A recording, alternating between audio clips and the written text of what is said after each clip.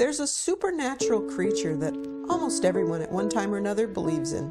Some say they've seen it, but most have only ever seen the evidence that it was there, sneaking around, all-seeing, all-knowing. Trigger warning, this episode includes horrifying stories of butchery and murder, and it all centers around Christmas traditions.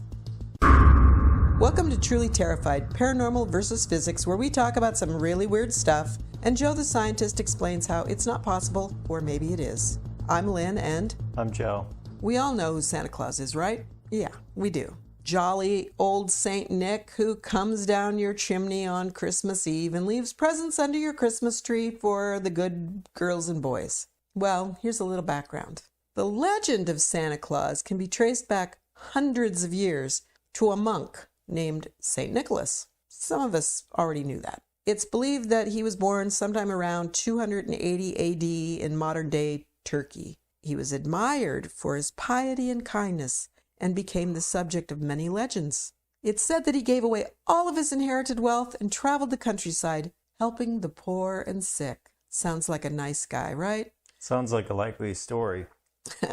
One of the best-known St. Nicholas stories is the time he saved 3 poor sisters from being sold into slavery or maybe prostitution by their father by providing them with a dowry so they could get married. That's nice. Over the course of many years, Nicholas's popularity spread and he became known as the protector of children and sailors. Why children and sailors?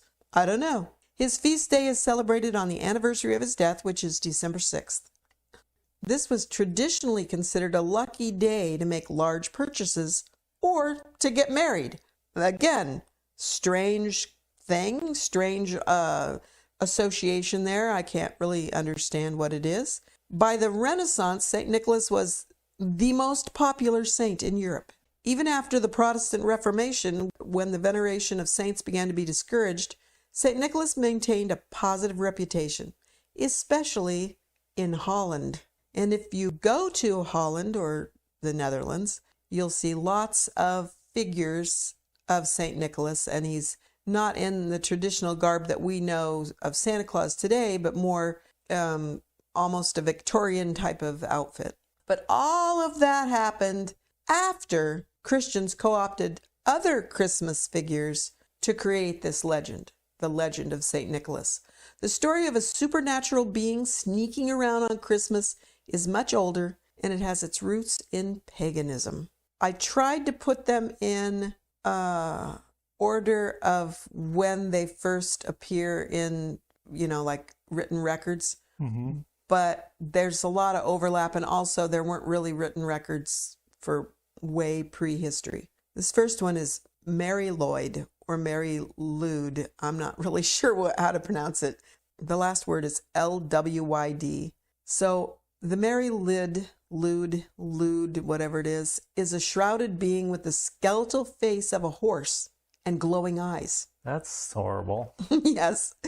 It's said to have ventured door to door during winter celebrations, inviting revelers to outwit it in a contest, and then rewarding them with food and drink if they win. That sounds nice. If I saw something like that, I would not enter into any kind of contest with it. No, I wouldn't either. Actually, consider, if they're religious, what the hell This is before Christianity. This is pre-Christian, pagan. So when they're doing their winter solstice celebrations and, they're all in that mindset, that was one of the things that this Mary Lloyd would go around door to door, knock on your door, and have a contest. So it's kind of like, almost like trick or treat, come to your door, offer you a contest. If they win, you have to give them food and drink. If you win, I guess it doesn't kill you. I don't know. So the name Mary Lloyd actually translates to gray mare or gray mane or gray Mary, and it's thought to have originated from Celtic mythology. The pale horse is believed to be able to pass to the underworld. But, as usual, Christianity adopted the legend and made it have to do with Jesus. Are you surprised? Supposedly, a gray mare was in foal, but left the stable so that Mary could give birth to Jesus there. So the horse wandered about, terrified, seeking food and shelter.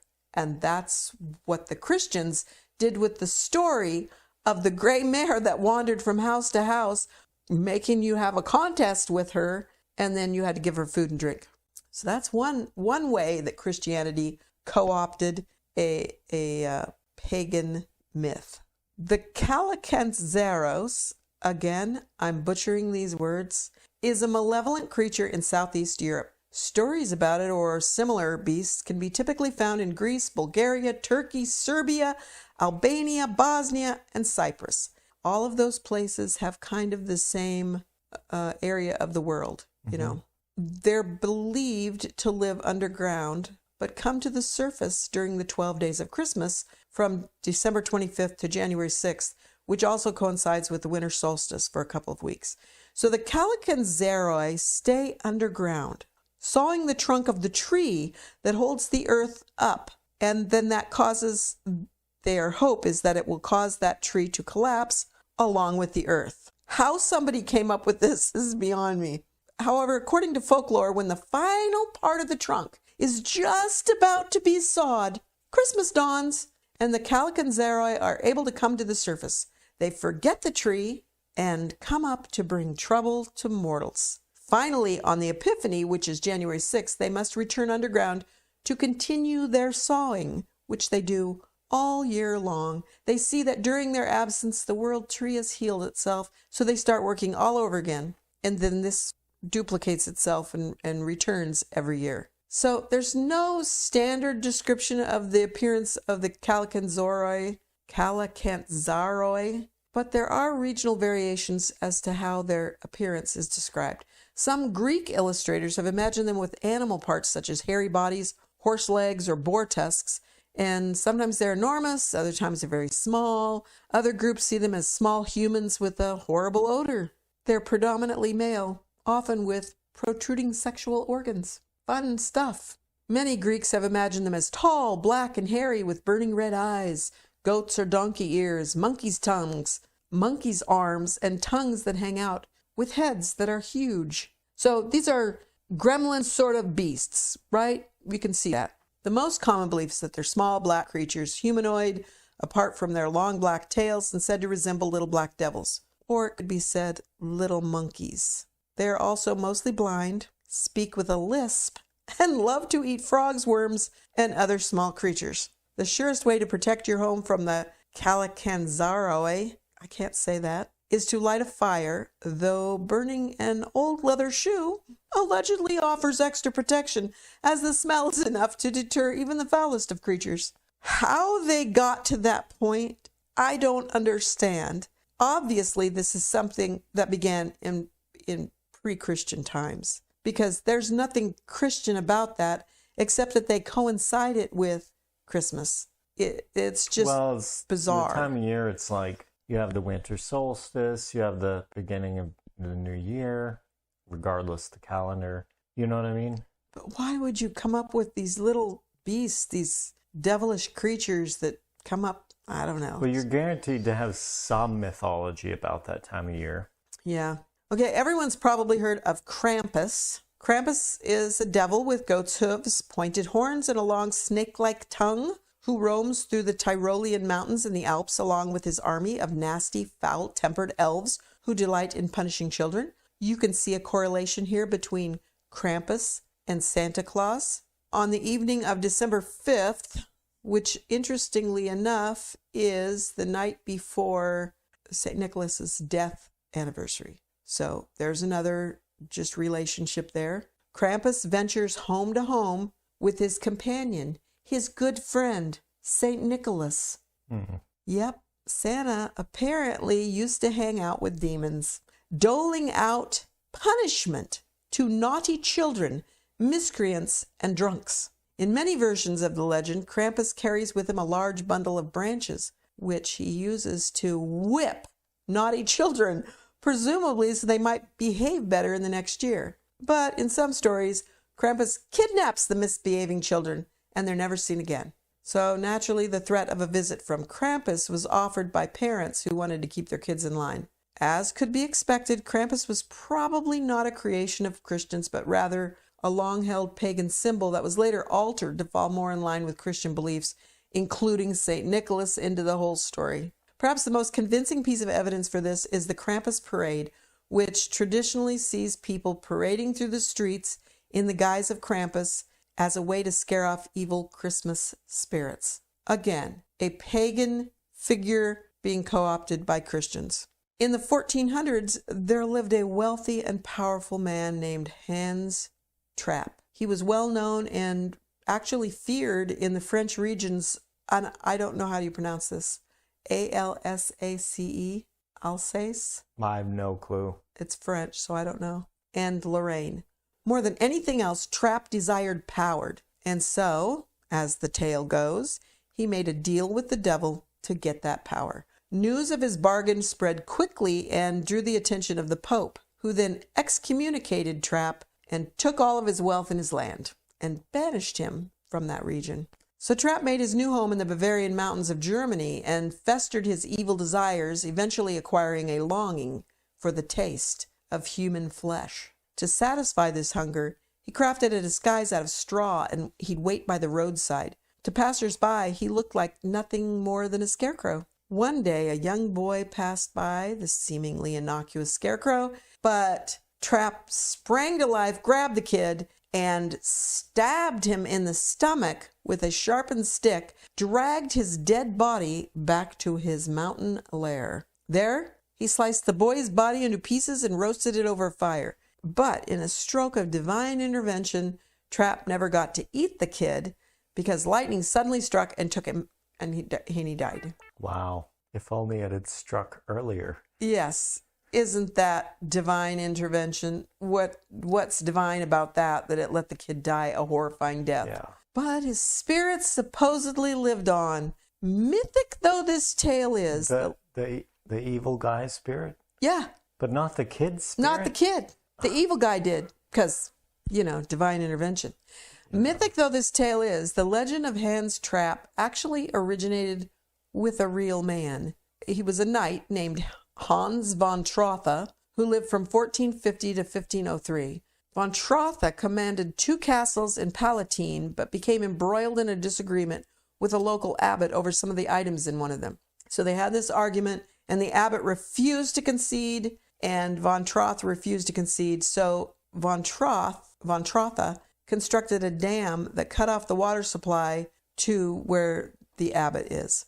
While the dam was eventually destroyed, much like the story of Hans Trapp, the Pope himself intervened and excommunicated von Trotha. Von Trotha, however, continued to live a wealthy life in the French royal court, and as far as history can tell, he didn't eat the flesh of children. So they took this story of this guy who had an argument with an abbot and turned it into a flesh-eating monster, and somehow the Pope was involved. Again, I don't understand. There are several other legends that speak of Father Whipper. That's disturbing. One of the most common originated around 1150, and it involves an evil butcher who kidnapped 3 children. In the story, the butcher murders the 3 kids, slits their throats, carves their meat up, and places it to rest in a salting tub. And that's disgusting and horrifying.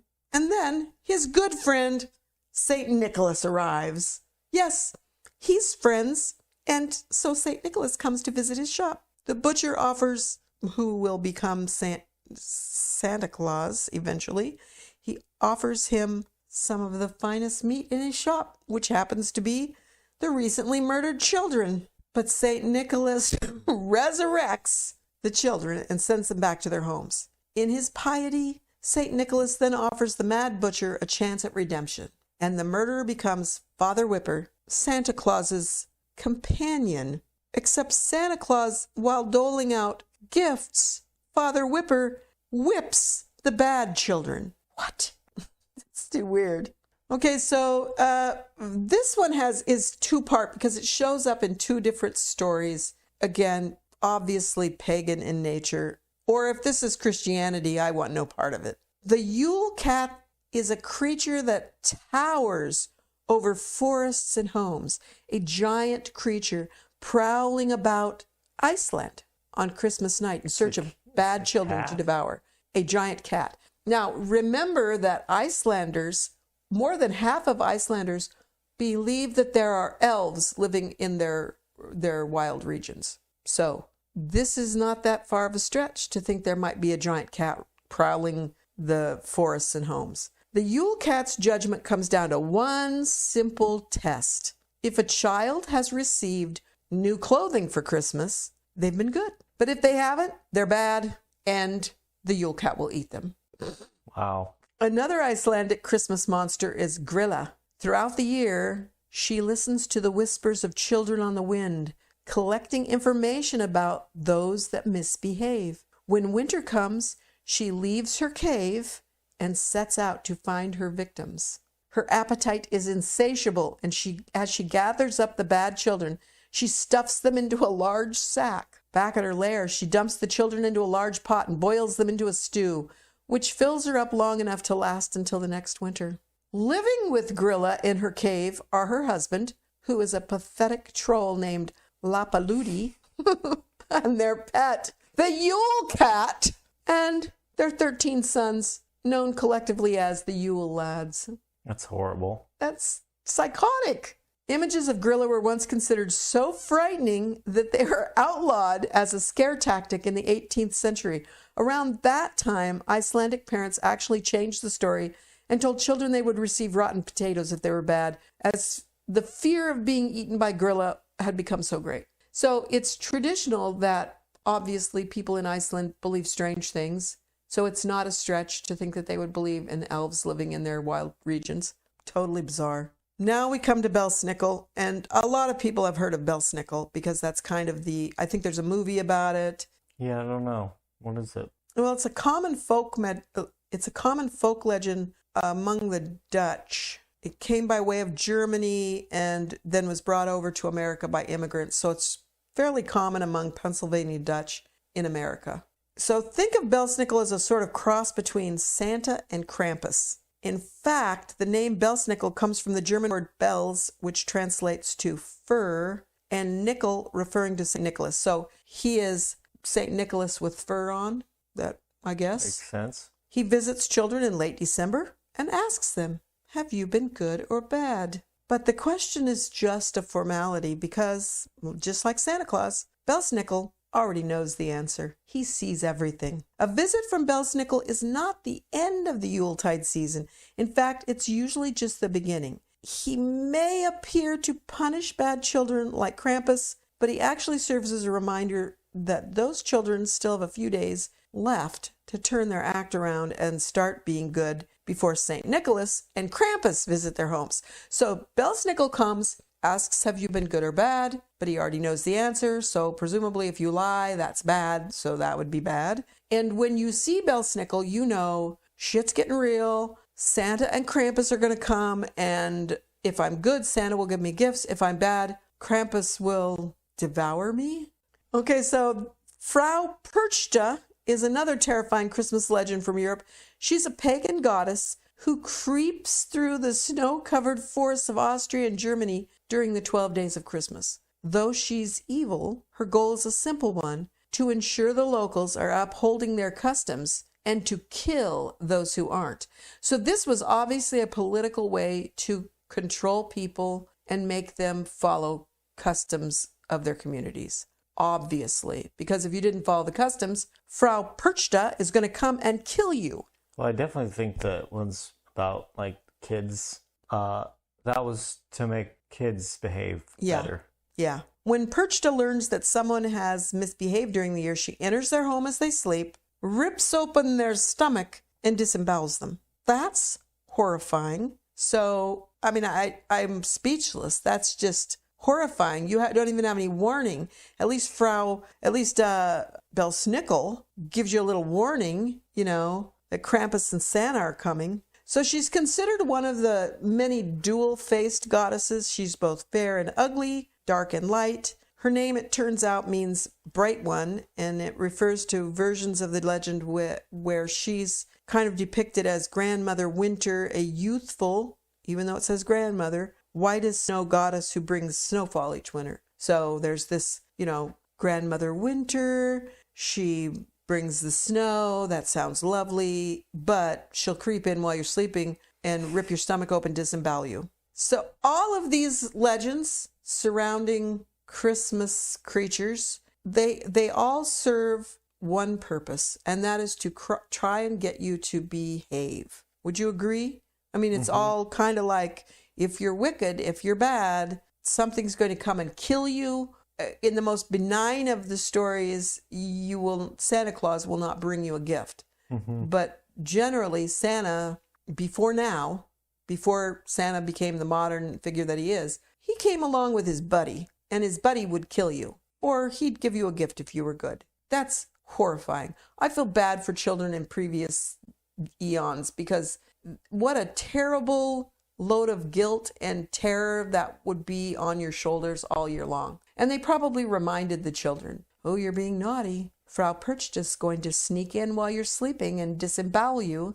So here's my thought. All of these pagan creatures have become surrogates, Christian surrogates for God. They all judge you, like they say God judges you, and they all punish the wicked and reward the good. Would you agree with that? Yeah, sounds about right. I mean, that's common in all sorts of different religions, you know?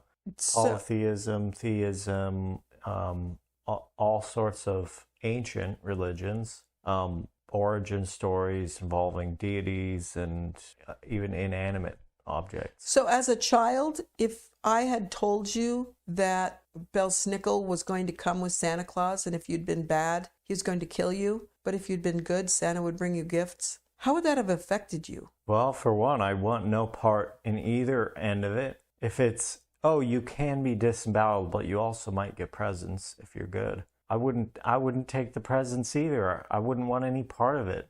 I know. As a child, because I was kind of a nervous kid, that would have just screwed me up so bad. To think that there were horrible demon creatures wandering the earth, going to kill me, or sawing the tree that holds the earth up. That's a good example of there are probably people who believed it, you know? Mm-hmm. But it's obviously something that is fundamentally different than how you understand the world, or cannot happen. And so it's like one of those things where, you know, Santa Claus, you know, the kids here, we say, hey, Santa Claus is coming. Mm-hmm. We don't actually believe it, but it's something we will always say, you know? Yeah. But I think it's interesting how Christianity kind of co-opted these stories. I don't know. When I look back at these, when I think about them, you know, usually when you look at mythology, there's some grain of truth or an explanation for some natural circumstance that ancient people were trying to make sense of. Mm-hmm. You know, this is so clearly, all of these stories are so clearly a ploy to control the behavior of people. It's not for fun. There's nothing fun about any of these stories. They're horrifying. It's not to try and explain why, you know, the days got so short. It's not anything other than to say, you follow the rules of this community or you will be murdered a horrible, wretched death. That's awful. I think that speaks to how horrible people can be. Mm-hmm. True, but, you know, and I mean, it's obviously not just this, though. There's immense negativity associated with everything. All traditions, like religious traditions or fake pseudo-religious, mm-hmm.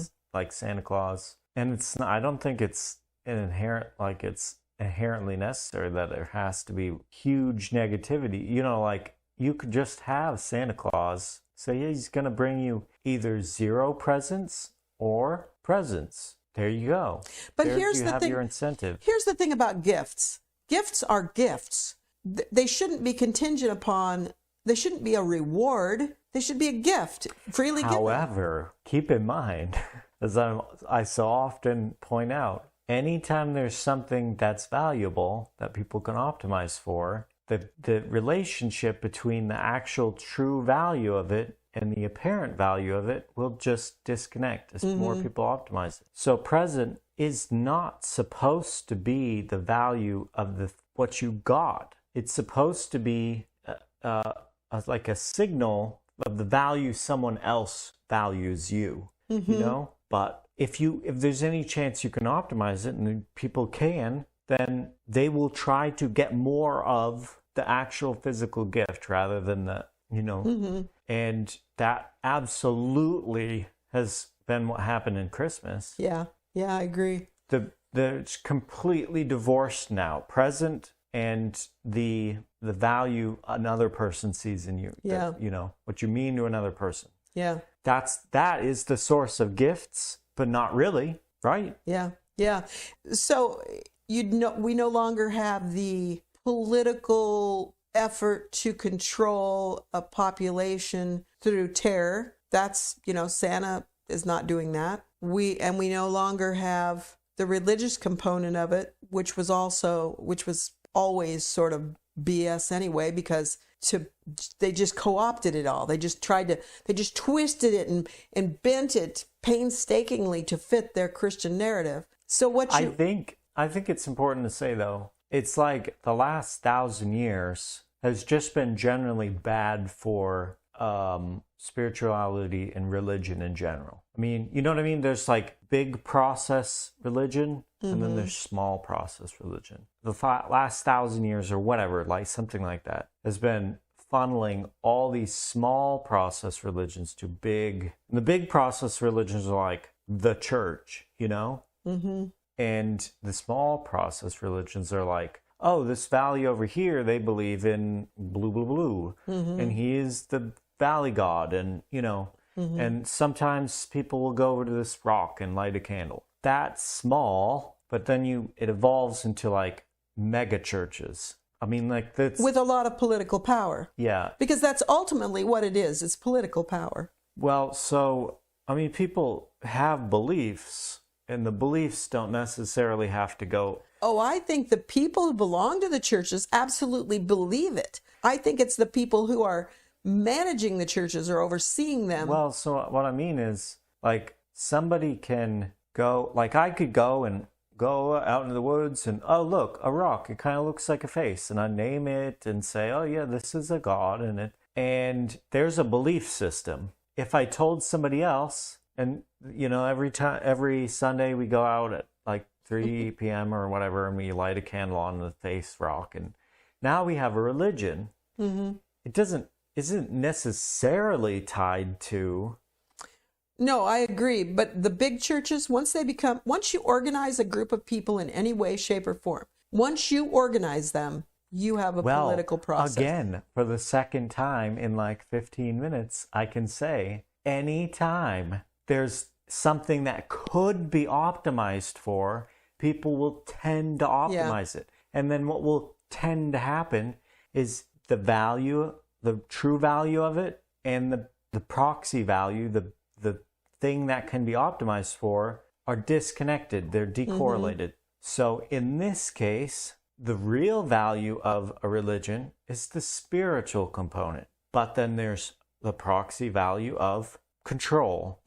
So people optimize for the control, and then, and incidentally, as an example, kind of in the realm of that, you have people who, it's like the Satanic Church.